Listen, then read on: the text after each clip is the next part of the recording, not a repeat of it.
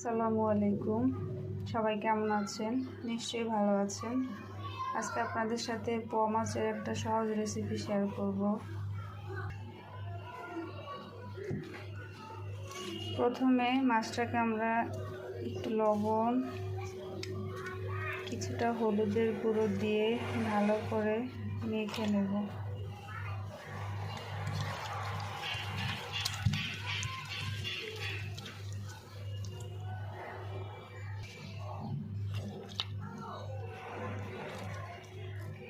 মাখা শেষ।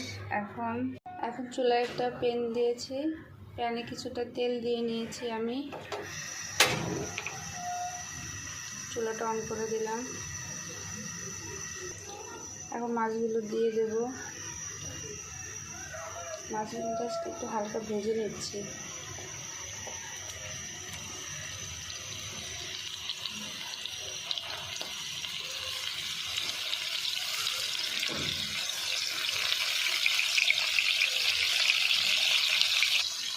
এখন মাছগুলো একটু করে দিচ্ছি।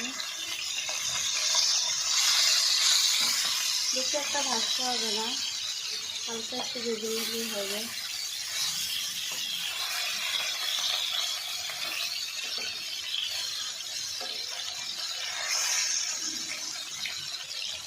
যারা আমার মতো নতুন রাঁধুনি তারা চাইলে এইভাবে রান্না করতে পারেন। অল্প মশলায় ঘরোয়াভাবে, খেতে ভালোই লাগে। এখন চুলা থেকে নামিয়ে নিচ্ছি। অন্য একটা কড়াই দিয়ে দিচ্ছি। এতে পরিমাণ মতো তেল দিয়ে নিতে হবে। কিছুটা পেঁয়াজ কুচি, কিছুটা কাঁচামরিচ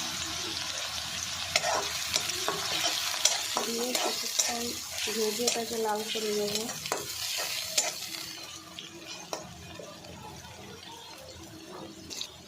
এটা যখন এমন লাল হয়ে আসবে পেঁয়াজটা ভাজার পর, তখন সাথে দিয়ে দিচ্ছি কয়েকটা ফ্রোজেন টমেটো ছিল তো আমার, টমেটো, একটু আদা বাটা, রসুন বাটা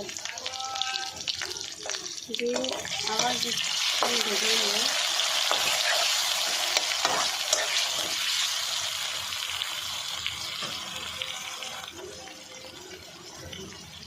লবণ দিয়ে দিচ্ছি 1 চামচ,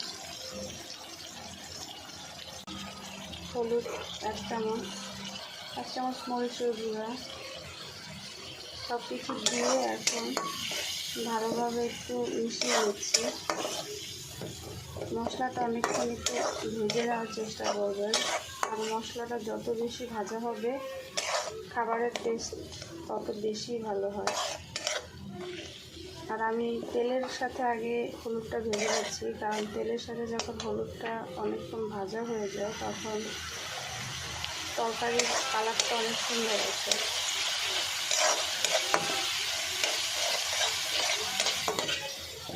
এভাবে কিছুক্ষণ ভাজার পর দেখবেন তেলটা উপরে ভেসে আসতেছে।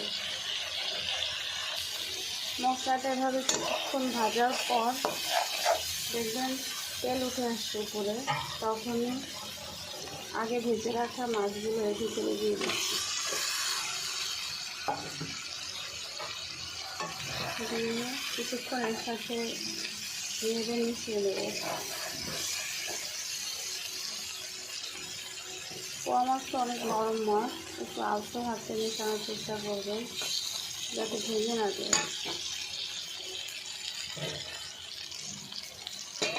তবে আমি কিছুটা পানি দিয়ে দিচ্ছি।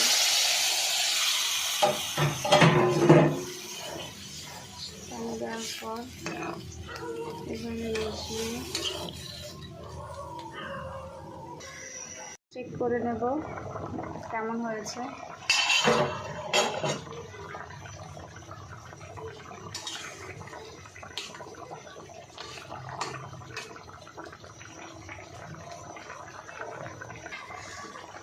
এখনো কিছুটা ঝোল আছে, আর একটু কমিয়ে তারপর নামিয়ে ফেলবো। রান্নাটা প্রায় শেষের দিকে। যদি ধনেপাতা থাকে তাহলে এর উপরে একটু ধনেপাতা দিয়ে দেবেন, আর যদি তা না থাকে বাসায় তাহলে হালকা একটু জিরের গুঁড়া এভাবে সাথে দিয়ে দেবেন। এখন আমাদের রান্নাটা কমপ্লিট, আমি পরিবেশন করে দেখাচ্ছি।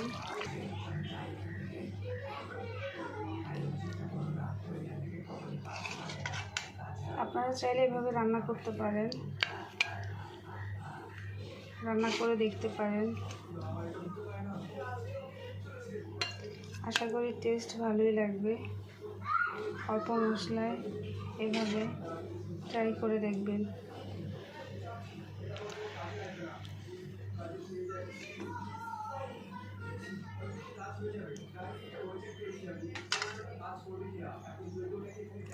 আজকে পর্যন্তই। আল্লাহ হাফেজ। আসসালামু আলাইকুম।